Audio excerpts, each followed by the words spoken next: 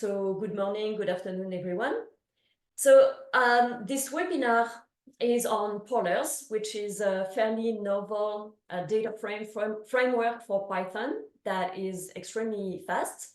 And that's a tool that is new to me. And I've heard a lot about it, and I know how big it is because I keep hearing about it. But what I hadn't realized is that the whole world of DataFrame is in a crazy evolution at the moment.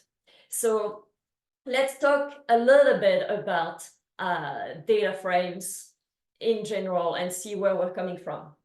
So first of all, DataFrames are the object that allows to handle tabular data in programming. And so what is tabular data? It's really the kind of thing that you would put in a spreadsheet. If you open Excel and you enter some stuff, this is tabular data. It's super useful in data science, in economy, in biology, also in a lot of machine learning, not neural networks, but like classic machine learning. And you have, so it's a two-dimensional type of data, and you have variables that are in columns that are homogeneous, so the same data type. So for instance, you can have a variable date that would have a date format, a variable sex that would be a factor type, a variable that length that would be a float, etc., etc. And each row is a certain observation, but it is not a matrix because the rows can be heterogeneous because the variables are homogeneous, but the type can be different from one variable to another.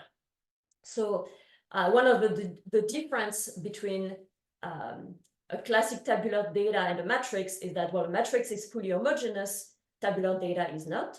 Another difference is that the columns and the rows have labels. So the label of the columns are the name of the variables, for instance, age, sex, length, etc. And the rows, if they do have a label, are some index that you can then use to index some elements out of your table. And it's actually surprisingly recent when we became really able to have good software that allowed to play with tabular data. So for the longest time, really, people would enter data in spreadsheet and then rely on terrible tools such as Excel to do a little bit of stuff with them. But finally, in 1990, the S programming language, which is a language that doesn't exist anymore, but that gave birth to R, so precursor to R, and that's a language that was developed by some statistic professors in a university. So it's really a stats language, and initially they developed it to teach stats, but then it became this growing research language that then led to R, which is now used in a lot of stats fields in academia.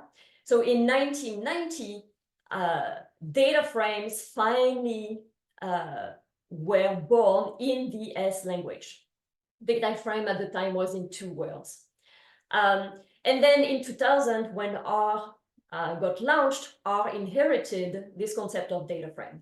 So DataFrames have been very big in R from the start.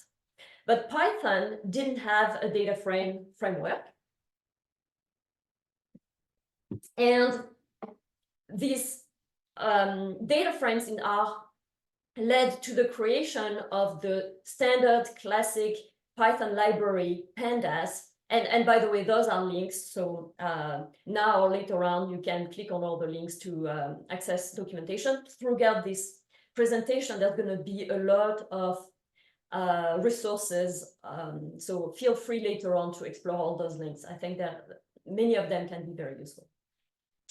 So 2008 is when Python acquired a data frame that was Panda. And so the world was very simple, and there weren't a lot of options, but the world was also very slow and required a lot of memory. So things weren't great. And There is a very famous blog post written by the creator of Pandas, Wes McKinney, who it's a blog that he made from a talk he gave, and in the talk was called 10 Things I Hate About Pandas or something like that. And then in the blog, he actually lists 11 of them that I'm listing here. So Pandas is fantastic. It allowed to bring the data frame into Python, and when there was nothing else, it was a huge change. But Wes came to see some of the downside of Pandas. For instance, there is a very bad support for missing data. Missing data are inconsistent. They depend on the type of data. Like there are really some shortcomings there. The memory management is really not great at all. Categorical data are not very well supported. A lot of the stuff is slow, pretty awkward. So it was written quite a while ago now, and because there was no alternative for many years, everybody used it, and so everybody knows Pandas, everybody has been using it. It's this thing that everybody has been thinking for a long time that, well, it's unavoidable. It's built on NumPy, and we have to learn it. But recently, things have really changed, and they have changed very fast. So because Pandas is so slow, what can we do to try to make things faster? The first thing that you can think of when you think about improving performance is to look at parallel computing. Now, Python has a big challenge there. It's this global interpreter lock that might get lifted soonish. We're one version away from the time when it might be lifted. So the world of Python might change, but for now, we're still under this global interpreter lock, which is some safety feature in Python that prevents multi-threading to ensure that there is no race condition. So it makes things very safe, but it really gets in the way of making Python running in parallel on multiple threads. And so Pandas, by default, except for a few functions, there is a teeny bit of multi-threading in Pandas, but just for a few specific functions. Otherwise, you cannot run Pandas in a multi-threaded fashion.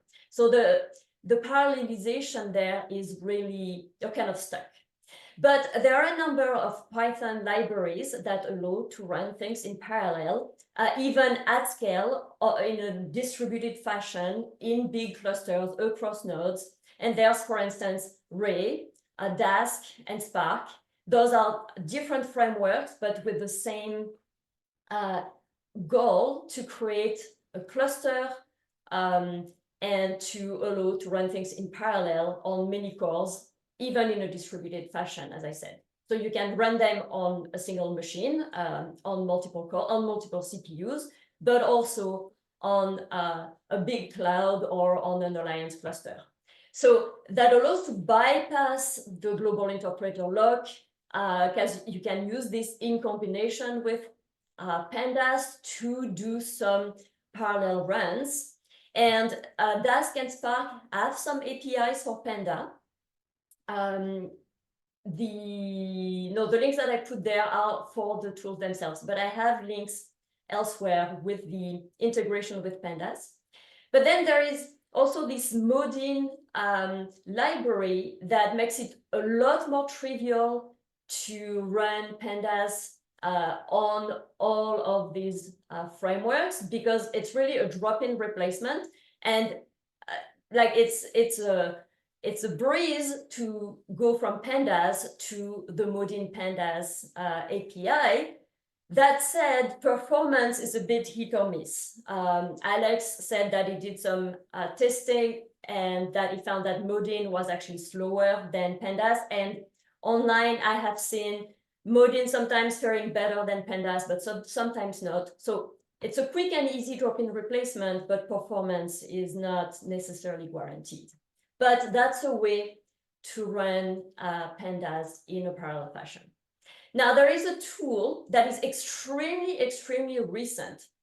It's really a brand new tool. So it doesn't have a lot of stars, but it seems utterly promising, and it looks like it could be really the way to access all of these frameworks through a unified distributed computing, so a single easy API. So it's not as easy as Modin. It's not just a drop-in replacement where you basically don't have to change your code. There is a little bit of code tweaking you have to do, but it's not too bad, and it gives much better performance than Modin. So you can improve pandas through these parallel tools. You can also try to run on accelerators, meaning mainly GPUs. And so there is Rapids, which is this big library that strives to bring arrays and all sorts of data science tools to the GPU. And the CUDF, I think it's called QDF library is the one specifically for DataFrames. And there is an integration now for QDF with pandas, which is fairly easy. That's a fairly recent advancement, but it's now out there. So you can make pandas faster by using GPUs through Rapids QDF. Then you can also move away from pandas and go with some alternative. For instance, there is this VAX tool, I'm not sure how to pronounce it, that allows you to do some out-of-core hybrid stuff that is lazy and that is very much in its philosophy and ideas similar to Polars. Now, it hasn't been touched in 10 months. It doesn't see a lot of activity. So while it has some really good benchmarks out there, I haven't tested any of them myself, but there's quite a lot of blogs showing some benchmarks. It seems to be performing quite okay, but it's falling behind. It's not very actively maintained. So, and also, of course, because it's an alternative to Panda, there's no integration with pandas. It's you can't run it in addition to pandas. It's if you use VAX, you don't use pandas. And so because it's kind of this tool all of its own, seems like it's going a little bit towards a dead end. And then something that has been happening increasingly is that in addition to this world of DataFrame, so those tabular data that I described at the beginning, there is the world of relational databases, which functions differently. Instead of having ordered observations, you can more imagine like a sea or a lake. A lot of tools use those words, a lake of data that has some relationship, elements of relationships with each other.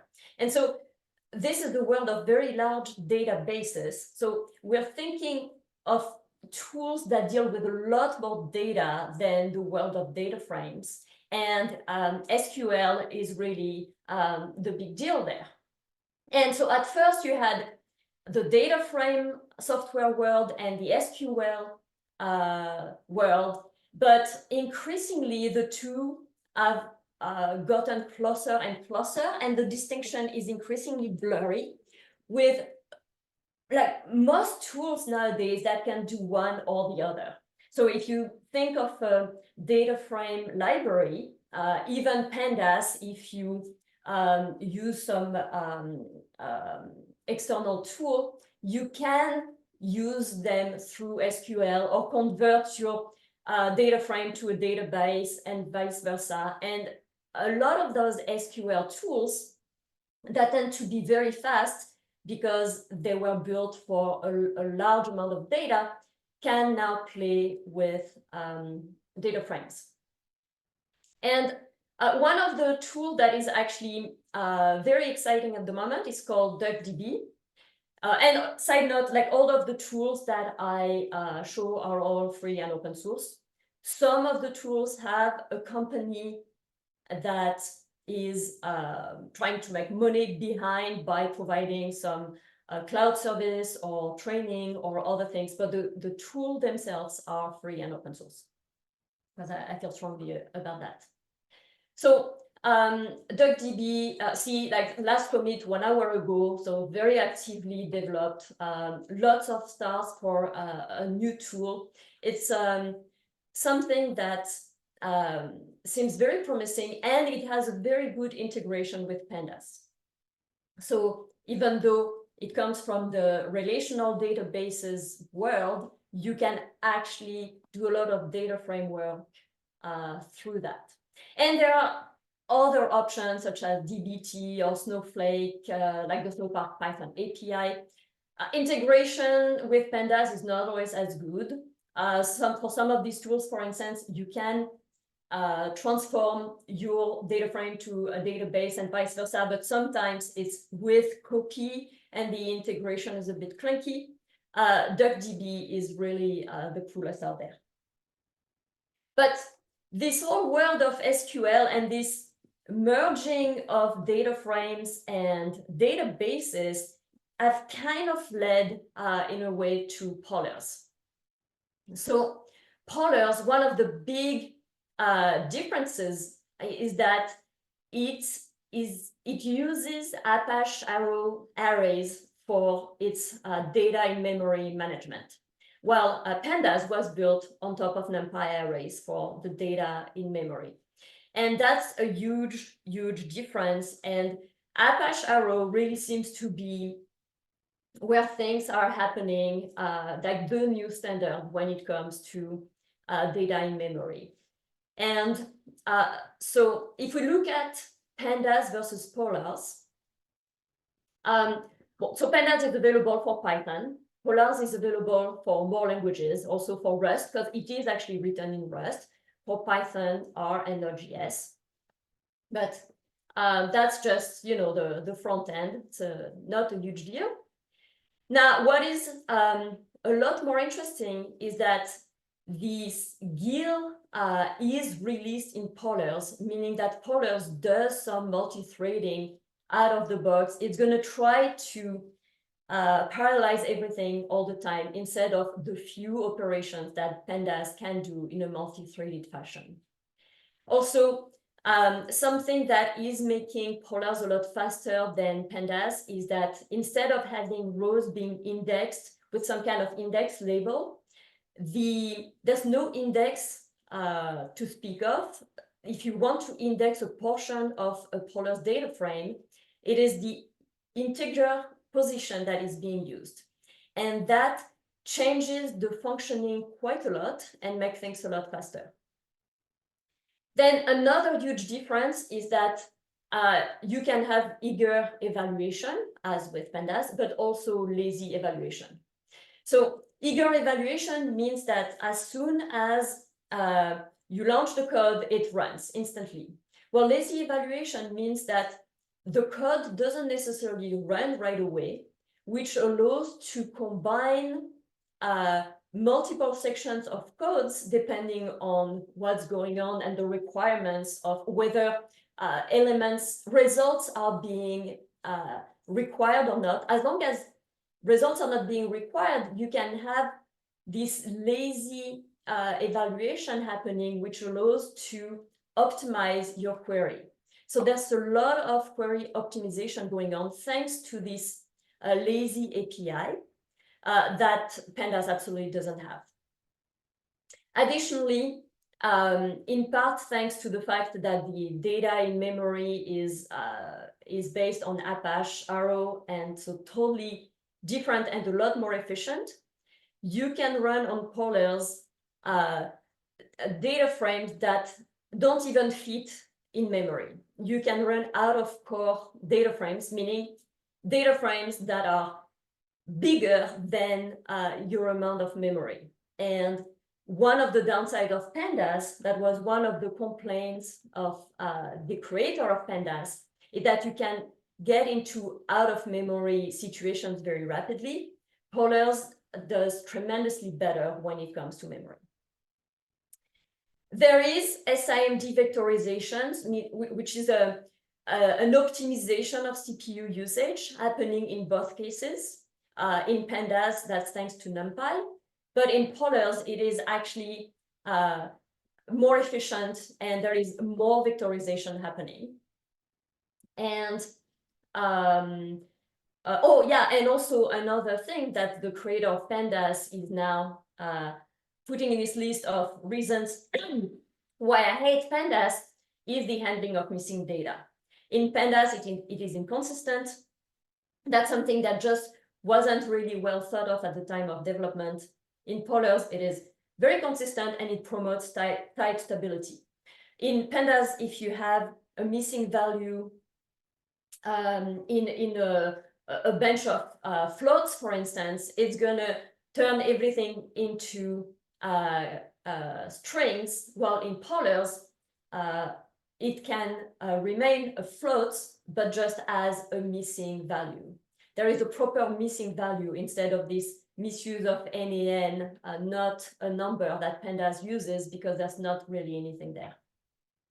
And so type stability always promotes efficiency. So this consistency and type stability around missing value, which is something that unfortunately happens a lot in data science, to have missing values, that also increases speed. So for all these reasons, polars is a lot faster than Panda. But now, polars integrates extremely well with other tools. All of those other tools that I mentioned previously that you can use to try to make pandas faster, they're all available now for polars, except for the cuDF library from Rapids, which is in development. So it's not there yet, but the Rapids team and the polars team are really working on it. There is a blog post that I've linked somewhere in another slide, apparently. You can read it. It's work in progress, but it seems like it's going to be coming soon. All the other tools that you could use to run pandas in parallel and using SQL tools such as DuckDB, you can do exactly the same with polars.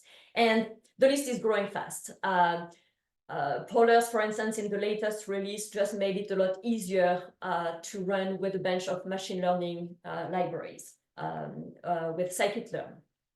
So they are really working to integrate polars with the rest of the whole Python world out there. So if you look at benchmarks, because the reason you might be interested in polars is likely to be because it has the reputation to be fast.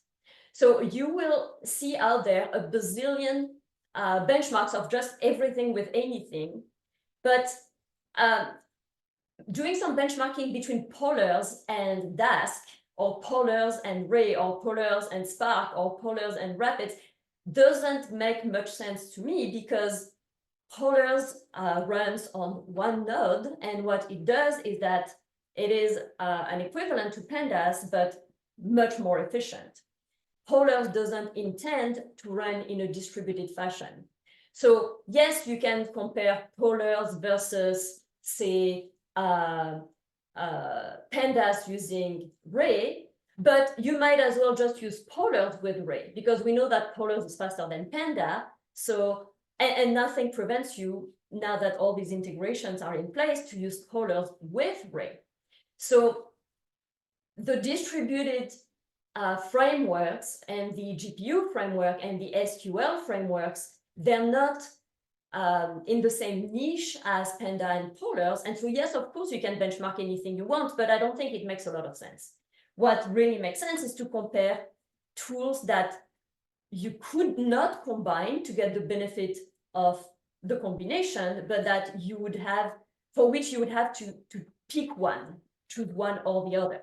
And so that's the case, for instance, of pandas and polars, or pandas and vex, or polars and vex.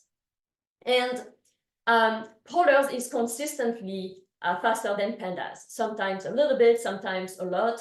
And the only benchmarking I've done on my side were totally consistent with that. And the internet is flooded with benchmarks, and they're extremely unidirectional. There are a couple of examples with some edge cases where pandas is faster, but it's really extreme edge cases.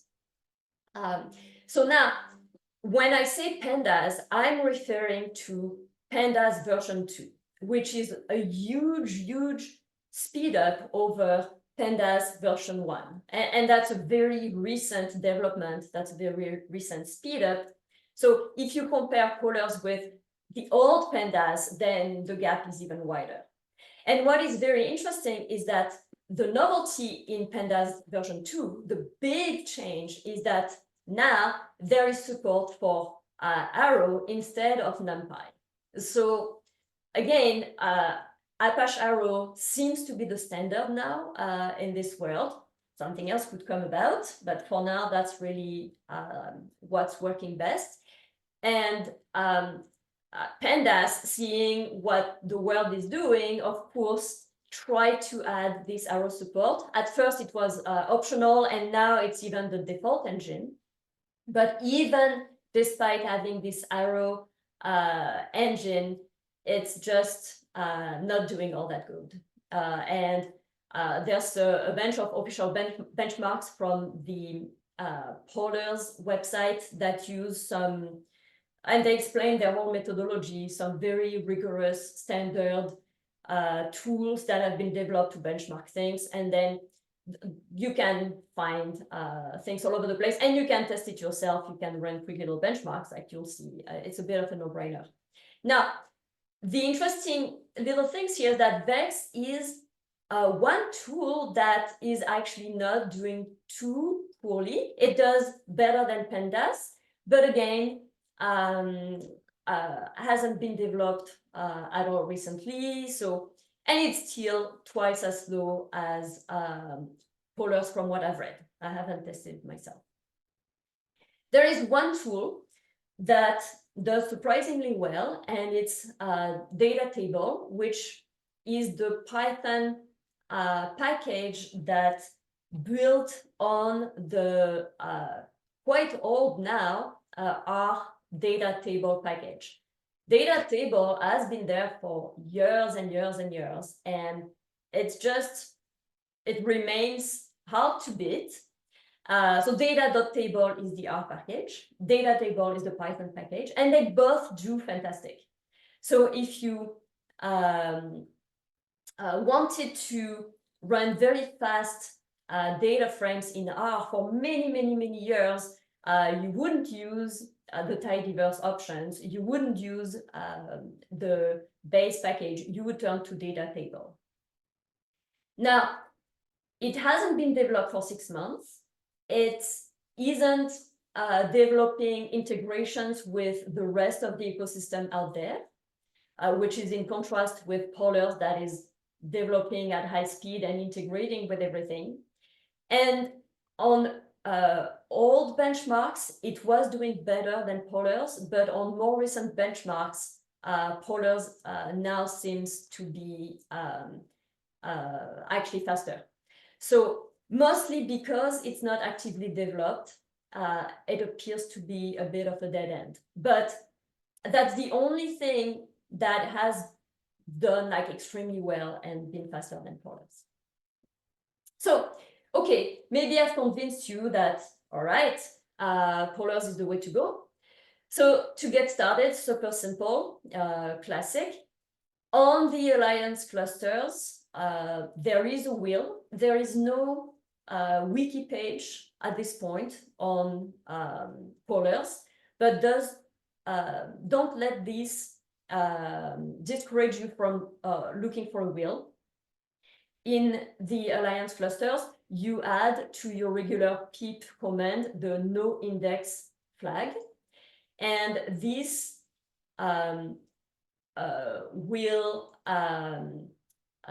make pip use the wheel that was built locally instead of looking for the Python package index, PYPI website to download the package. And why do you want to always do this? Well, the wheels, first, it saves you time. You don't need an internet connection. It's going to install a lot faster. But the wheels have been optimized for the hardware, and it also ensures that you don't run into dependencies, conflicts, missing dependencies, and all sorts of issues. So it's always a good practice. But otherwise, there's nothing strange. Additionally, the package is super well documented, so it's super easy to follow along and learn it on your own, so that's great. And there is also a new revamp of the Modern Pandas book. So the Modern Pandas book is a classic online book on pandas. Kevin Heve wrote a very, very popular new version for polars, and that he called the modern polars because it's, of course, the polars equivalent. And except for the scaling section that right now, at least, is a little bit out of date because polars integrates itself with the rest of the Python ecosystem so fast that it's very hard to keep up. Otherwise, it's really a great read because it's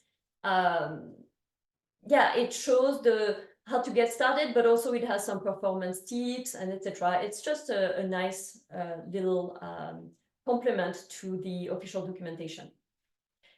And if you have any experience with R, it's likely that polars will feel very familiar to you because it really has a feel of the tidyverse.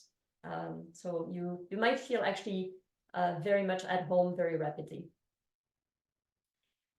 Little detail, but Pandas does come with some internal capabilities if you want to make some nice little table within a publication. So, like for instance, in Quarto or in R Markdown or in a Jupyter Notebook, if you want to have a nice little visualization of, not floating, but actual visualization of the data frame. Polars doesn't come with that, but it integrates extremely smoothly with great tables, which provides the equivalent of that, and it's developed by POSIT. POSIT is the former RStudio team, which develops Quarto and all of that. So they're very much into the publication side of things. So so Polars in itself doesn't have this nice little internal thing, but there is a package that adds the functionality super easily. Other than that, it has everything that Pandas has. So the bottom line, if we sum things up a little bit, so after so many years with one Python tool for DataFrame, that was Pandas, and that was kind of like the thing you learned because that was the only option, there is now this really exuberant explosion of all sorts of alternatives, very much influenced by the SQL world, totally driven by Apache Arrow. And this whole merging of data frames and relational tables is really a big change in this whole world. And that might seem a bit confusing and overwhelming, but in fact, at least to me, and maybe I'm wrong, but the picture at the moment seems quite simple. I think at this point that what makes sense is to use polars instead of pandas, because now that polars is really becoming so integrated with everything, I don't see any reason to use pandas anymore, personally.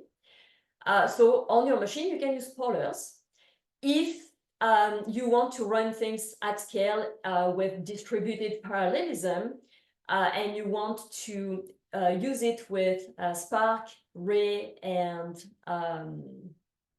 Dask, you can play with them directly, because again, polars integrates more and more with all these other tools. But there is this new Fugue tool that totally integrates with polars and allows, with a bit of tweaking of the code, it's not a drop-in replacement like Modin, but fairly minimal changes, you can run the two together. So on an alliance cluster, this is what I would do. If you have GPUs available, fingers crossed that soon there will be this integration between polars and rapids. This is the blog post I was referring to earlier. So not an option as yet, but work in progress. This blog post was from a month ago, a bit more than a month ago now. So it's a work in progress. And of course, if you want to use an SQL approach, DuckDB, which is this new funky tool, integrates super well with polars. And each time those links tell you how to integrate, so Fugue with polars, for instance, or DuckDB with polars. So this is what I'm talking about with these polars becoming omnipresent and integrating with all the tools out there. Like, it's really making its place. And of course, you can combine those. So if you want to use GPUs on the cluster, well, you can use Rapid and Fugue and polars all together, because they play on different niche. And maybe I'm wrong, but I think that pandas is going to disappear. I think that polars is going to take over. Now, a few tips that I think are quite important. There is a page on like a little migration guide in the polars documentation coming from pandas. And there is quite a lot of important resource out there in this page, and I think you should really read it, since most likely you have experience with pandas, because you can turn your kind of like literally translate your pandas code into a polar code, and it will run. But the concepts are different. The underlying, I can't find the word, the underlying philosophy or functioning at the low level, they work very differently. So for instance, use the lazy API that actually doesn't exist in pandas, so that you can have multiple operations that can be combined for optimization, or create some expressions that then can be combined, so that if you want to do a number of things, instead of taking your data frame as you would with pandas and then making one change and another change and another change, you create those expressions that you can then run directly. So all of the differences between polars and pandas in their style have to do with the fact that polars can run in parallel, because it doesn't have this GIL limitation. It has all this SIMD vectorization and Apache Arrow that allows to have totally different memory system. All of these things, all of these parallel runs provide very different low-level frameworks. So spend the time to learn the style. And for file formats, if you are using extremely large data sets that you need to save to file or write to file, don't use CSV. Use something like the Apache Parquet format, which is very, very efficient. Don't use a CSV text file that's gonna take a ton of space and not be optimized at all. And because I think that polars is really important. It's really making a lot of noise out there, and it's really very performant. And because this whole world is really evolving, I decided to give a course in the fall on this. So this webinar is a bit of a teaser for a course. I'm not sure exactly the dates. I'm not sure how long. I need to chat with Alex, but what I plan on covering is the basic syntax, although you could really learn it by yourself following the documentation because it's very well documented.